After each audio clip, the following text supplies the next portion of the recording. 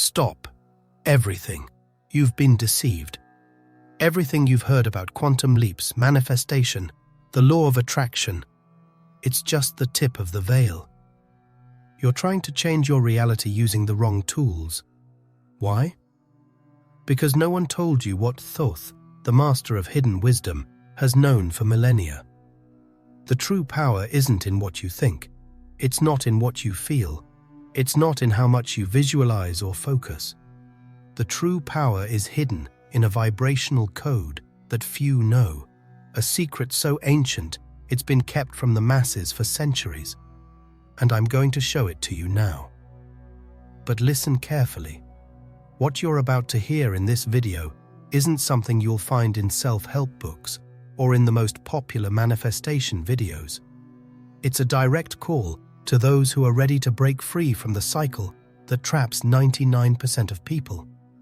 And you need to stay until the end, because at the end, I'm going to give you the real practices to access this code and transform your life from the inside out.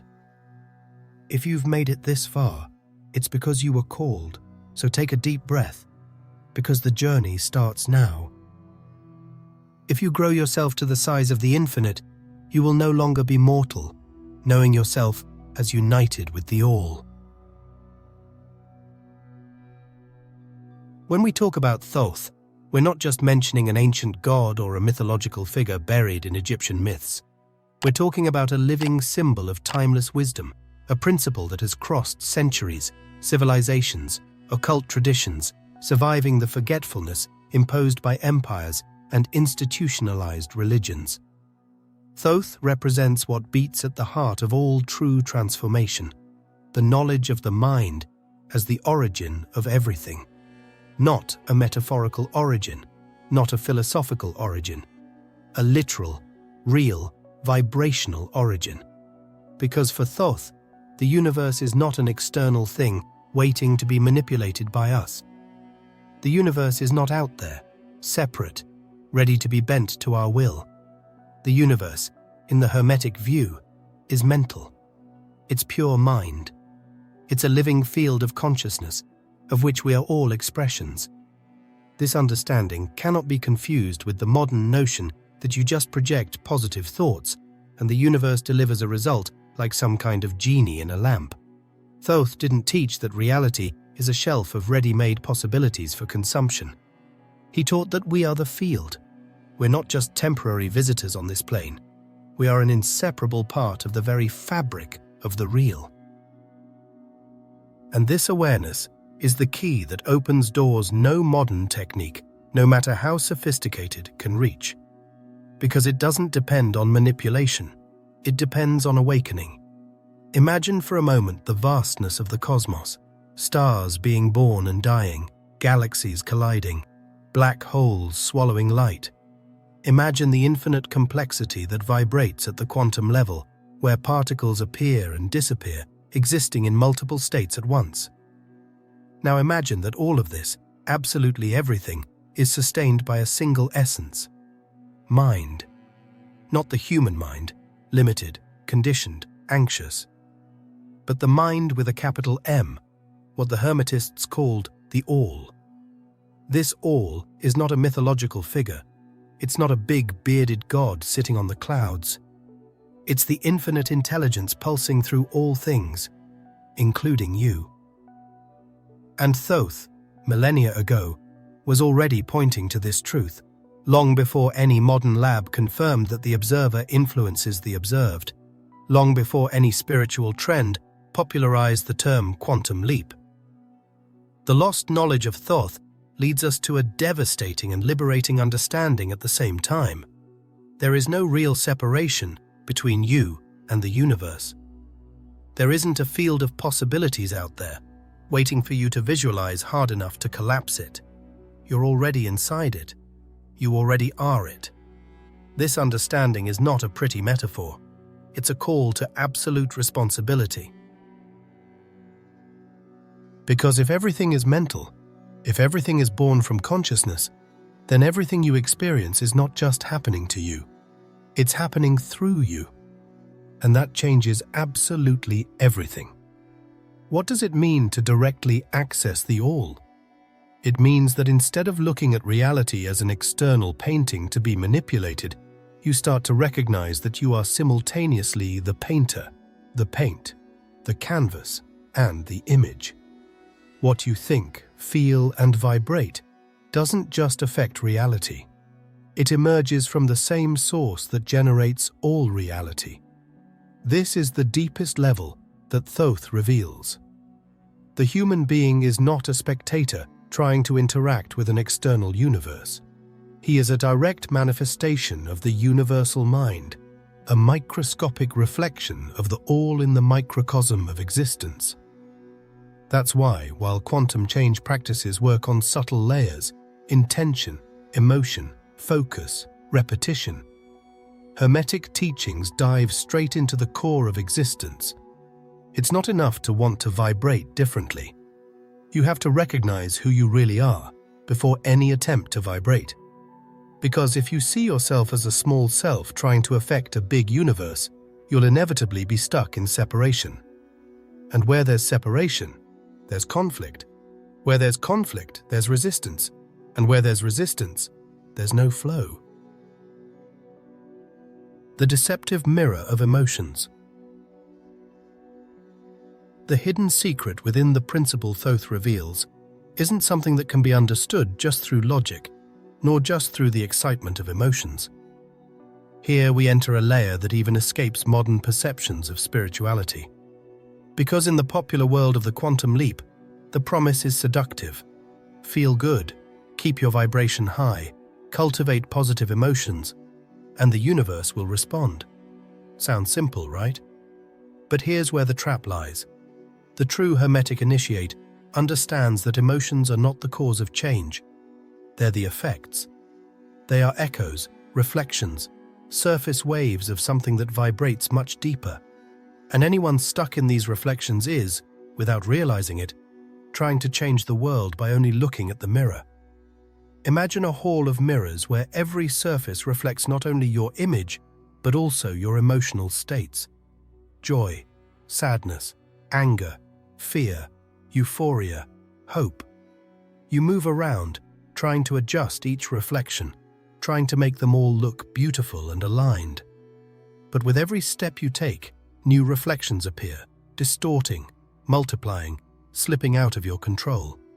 That's because you're operating at the level of effect, not cause. Emotions, in Thoth's view, are symptoms, not sources. They're like the foam on ocean waves, pretty, flashy, but fleeting. The true magician learns to enter the deep waters where the sea is calm and silent, where the real currents move far beyond the surface. Here's the difference that few understand.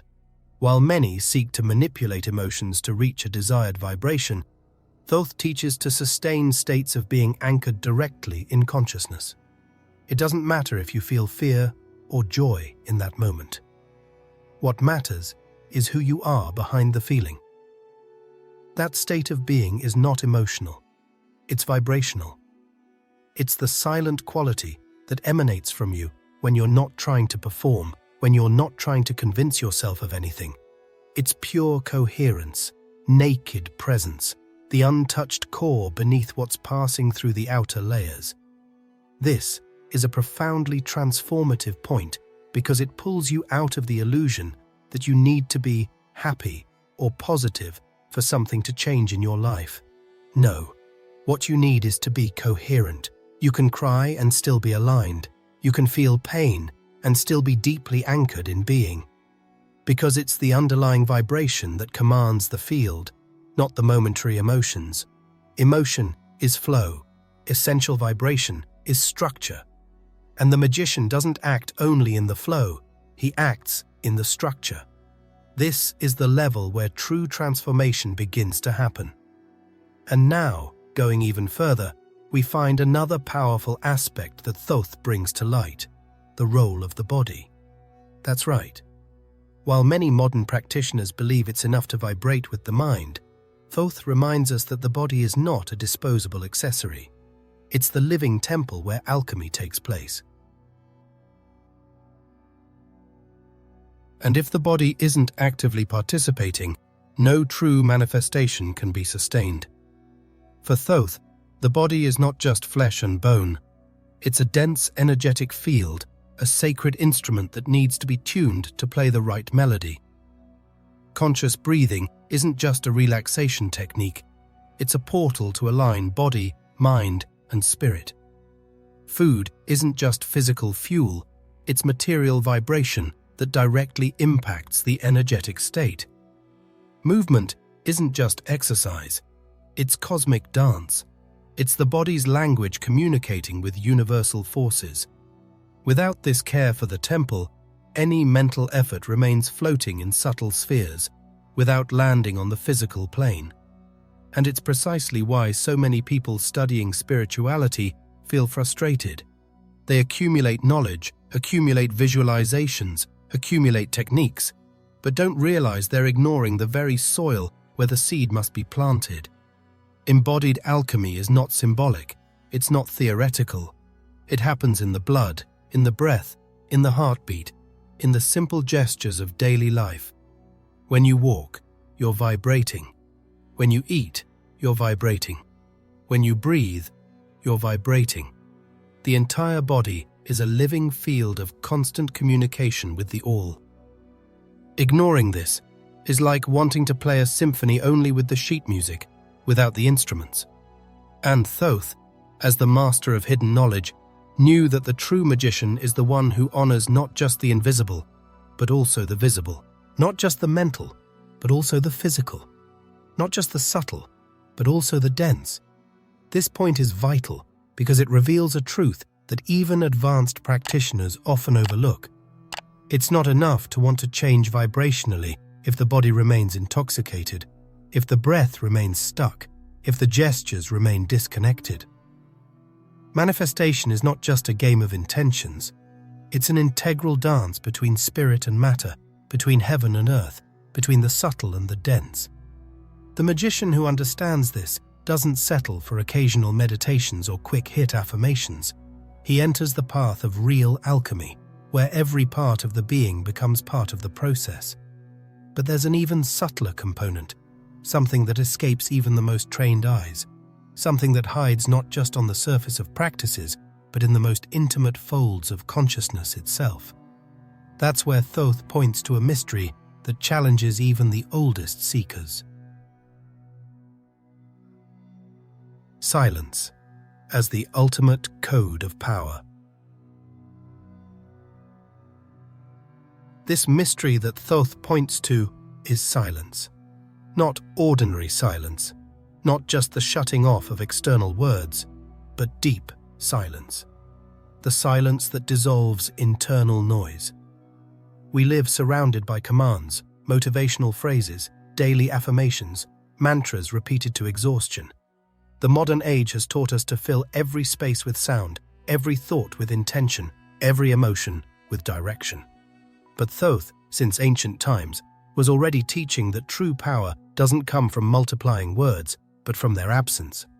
He spoke of the power that only appears when the ego goes quiet, and in the emptiness, something arises that is no longer personal, no longer human.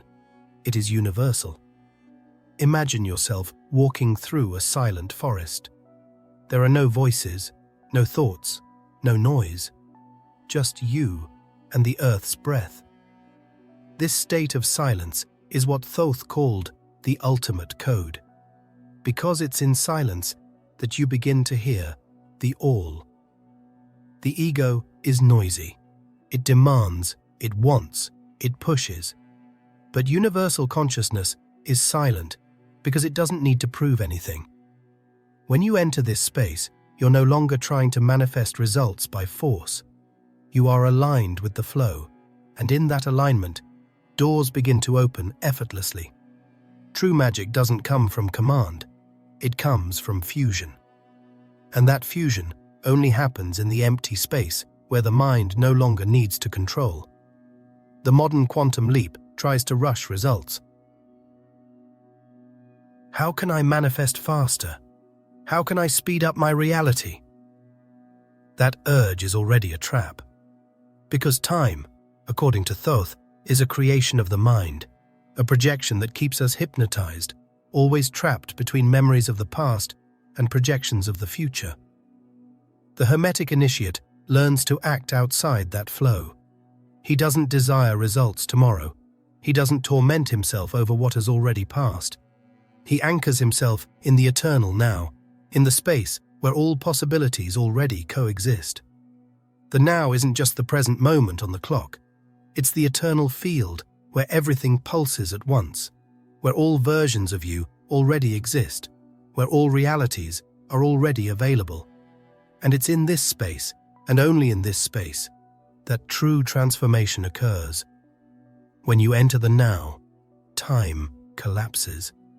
There's no more expectation. There's no more anxiety. There's no more regret. There is only presence. And that presence is magnetic. It pulls toward you everything that already resonates with who you are at the deepest level. Not because you're forcing it, but because you're tuned in. Time disappears, and with it, the resistances created by fear, doubt, and haste also disappear.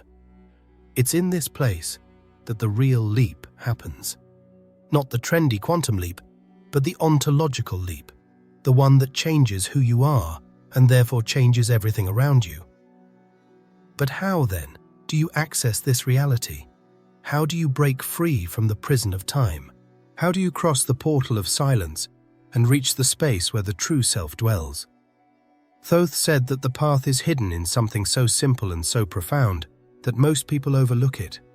In the forgotten word, in the sacred sound, in the primordial vibration that has echoed since before creation. That will be the next step of our journey. And very soon, we'll understand together how to put all this into practice, how to bring it down from concept to real application, how to make these truths leave the words and become living experience. So stay with me until the end, because we're just beginning to uncover what Thoth has always known and what your soul is ready to remember now. The creative word, the sound that shaped worlds.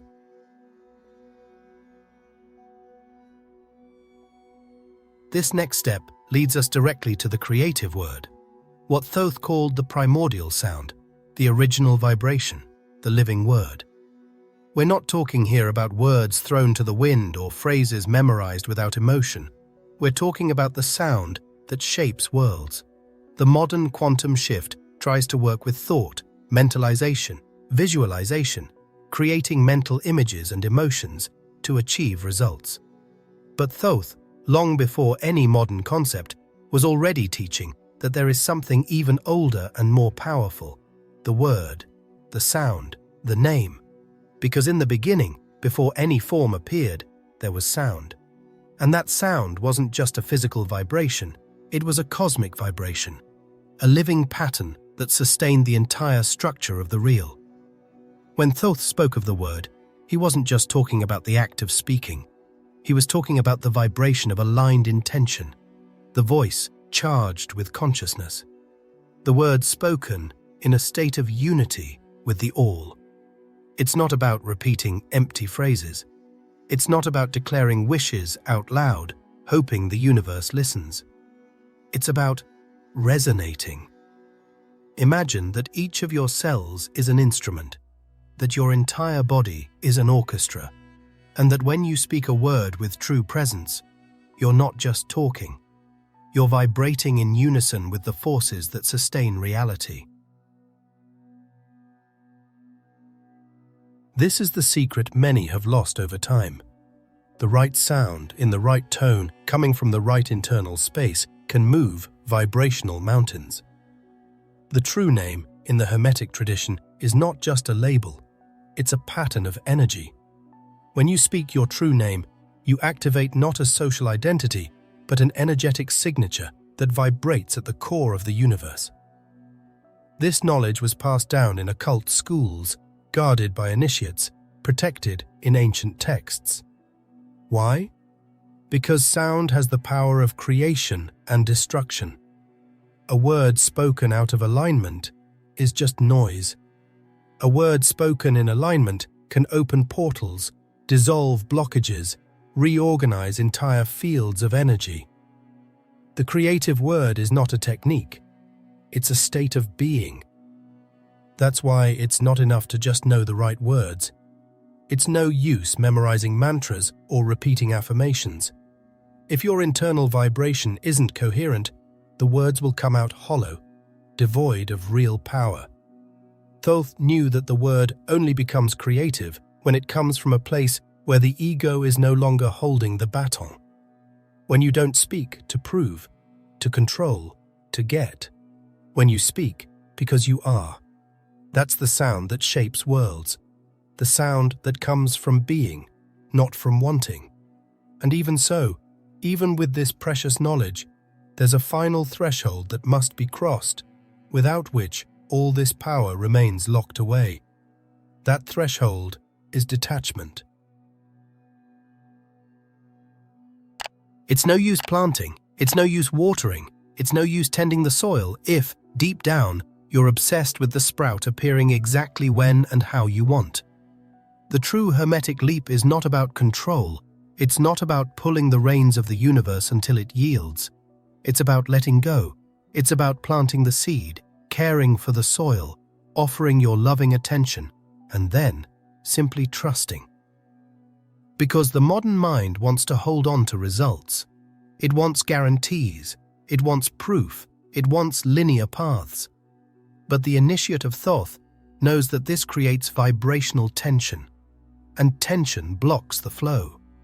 It's not you who creates the universe. It's not you who moves the invisible gears. It's the field, and the field only responds when you are harmonized, not anxious, when you are trusting, not pressuring, when you are living in alignment, not in expectation. Detachment doesn't mean giving up. It's not indifference. It's not laziness. It's the leap without guarantees, the space where you act with awareness but release control. Where you know that everything aligned will come at the right time, in the right form, at the right pace. And this release is so powerful that often it, by itself, opens the doors that were locked. Because you stop interfering, you stop blocking. You allow the intelligence of the field to do what it has always known how to do, reorganize realities. It's in this space that true power appears, not in shouting, not in demanding, not in desperate effort, but in the calm silence of someone who knows they are already vibrating at the right frequency, and therefore no longer needs to hold with their hands what is already on its way. But there's a final test, a challenge the universe always places before real transformation, a subtle, invisible obstacle that almost no one notices when it arrives. A moment when everything seems to fall apart, when old patterns return with force, when doubt begins to corrode the edges of trust.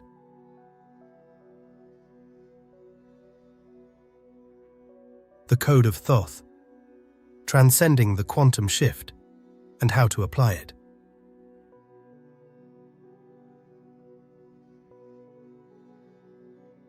And it's exactly at this point that the real test shows up. Not at the start of the path, when everything feels new and full of promise. Not in the middle, when you start to experience small changes. The final test appears when you've already walked too far to turn back, but still don't see clear proof that you've arrived where you wanted.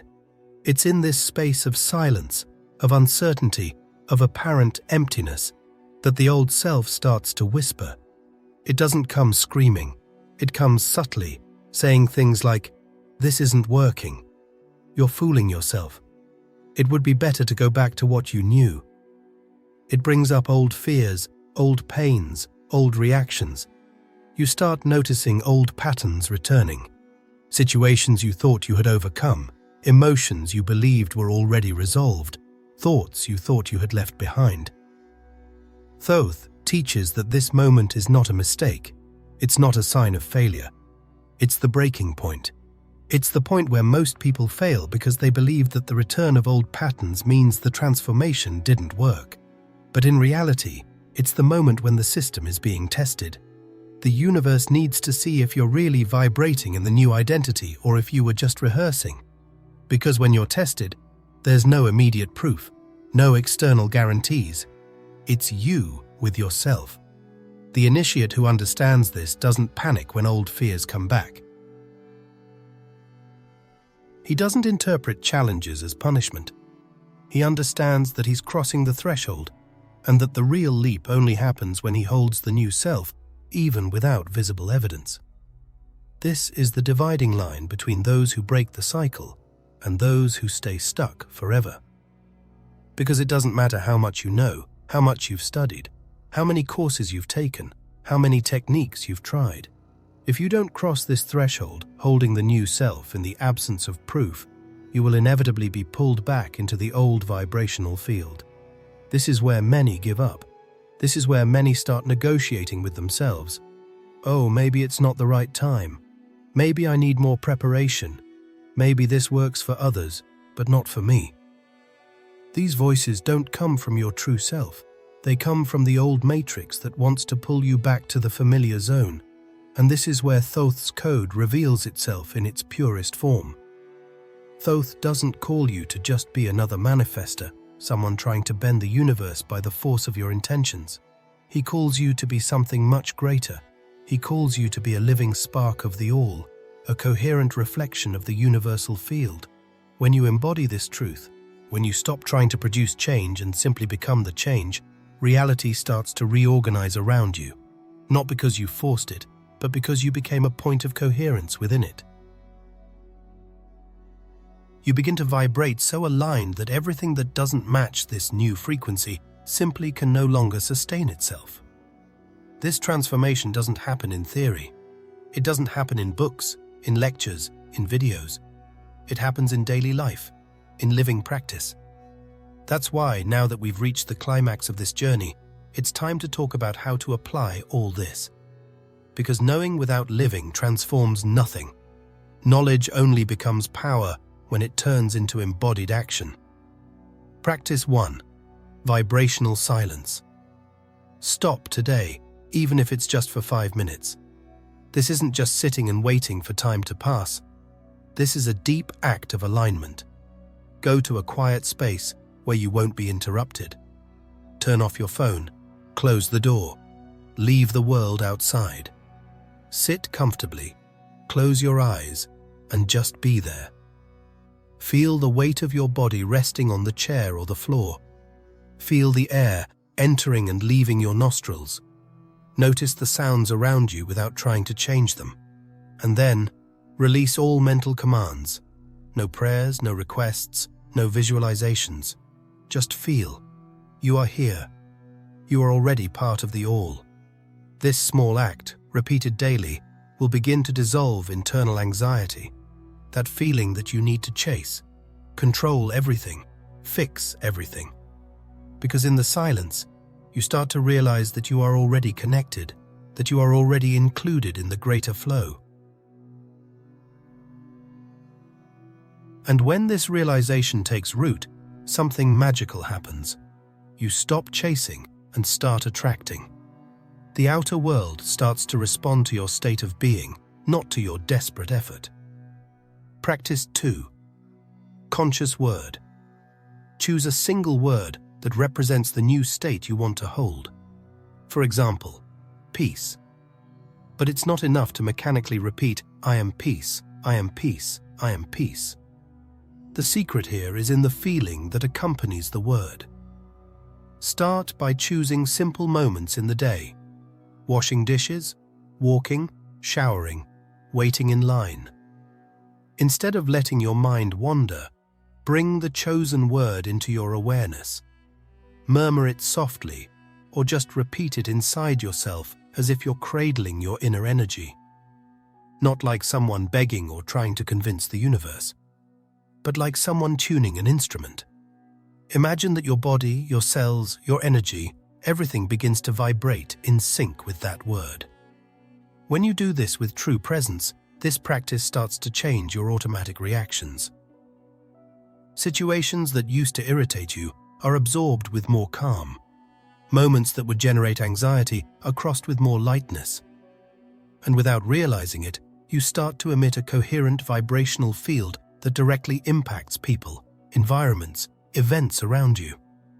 Practice 3. The detached leap. In the coming days, pay attention to when the anxiety for results arises. You ask the universe for something, visualized, planted an intention.